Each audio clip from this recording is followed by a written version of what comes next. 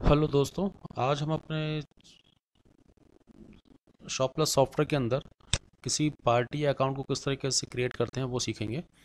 तो इसके लिए हम मास्टर मेन्यू में जाएंगे और उसमें ऑप्शन आता है अकाउंट मास्टर, इस पर क्लिक करेंगे तो आपके सामने अकाउंट मास्टर को क्रिएट करने के लिए विंडो ओपन होगा। इस विंडो के अंदर सबसे पहला ऑप्शन आ रहा है हमारा अकाउंट कोड।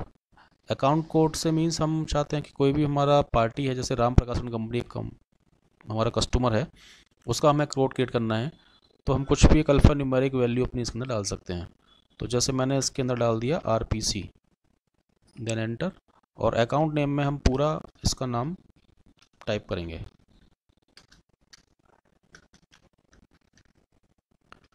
Then enter.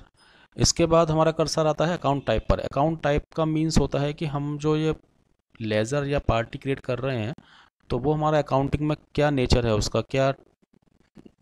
तो इसके लिए हम F1 की प्रेस करेंगे। तो F1 की प्रेस करने से हमारे जितने भी अकाउंट के टाइप्स होते हैं वो सामने शो हो जाते हैं।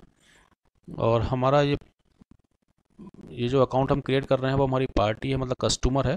तो उसके लिए हम संडे डेटर्स ले सकते हैं, उसके अंदर संडे डेटर्स लेंगे और एंटर करेंगे।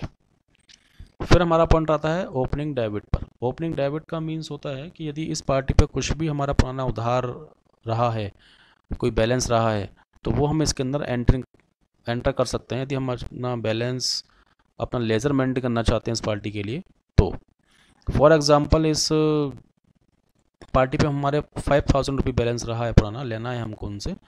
तो हम 5000 रुपीज़ यहाँ पर एंटर कर सकते हैं, then enter, then enter. Debit limit से मीन्स होता है कि हम चाहते हैं कि हम इस पार्टी को 50,000 रुपये से ज़्यादा उधार ना दें।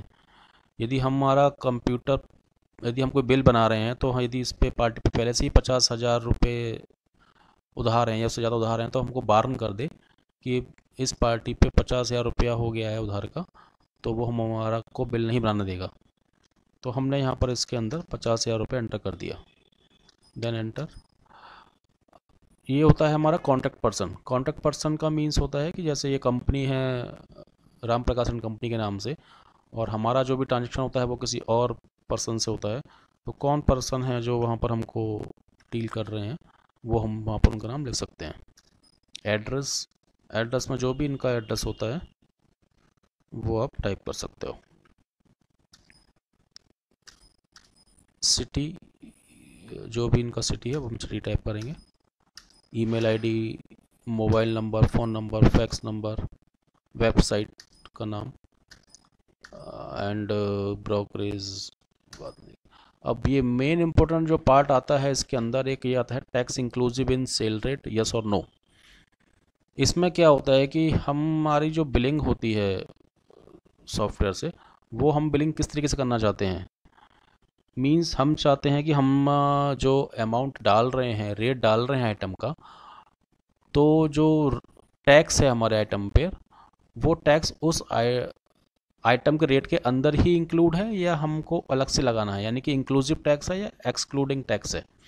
यदि हमारी जो बिलिंग होती है, जो हमारा आइटम के रेट्स हैं, वो इंक्लूसिव टैक्सेस हैं, यानी कि जो टैक्स का रेट है, टैक्स का अमाउंट है, वो उसी के अंदर इंक्लूड है, तो हम उसको यस कर देंगे।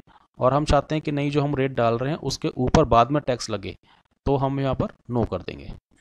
फॉर एग्ज़ाम्पल हम चाहते हैं कि 100 रुपये की चीज़ है हमारी कोई भी, और हमें कस्टमर को 100 रुपये की ही देनी है वो, इंक्लूडिंग टैक्स, तो हम यहाँ पर उसको यस कर देंगे।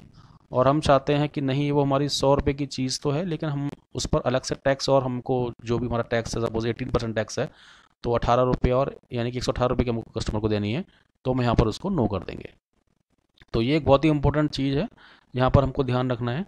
अदरवाइज़ क्या होता है कि बिल बनाते टाइम पर वो बिल हमारा गलत बन जाता है, रॉन्ग बन जाता है। Then CST number, CST date, अब इसका आजकल कोई यूज़ नहीं है क्योंकि थोड़ा सा पुराना क्लाइंट्स भी हमारे पास अभी अवेलेबल हैं, तो उनका मैनेज करने के लिए CST number and tin number हमने छोड़ा हुआ है। पैन नंबर आप डाल सकते हैं, GST नंबर आप यहाँ पर कस्टमर का डालेंगे, आधार नंबर भी डाल सकते हैं।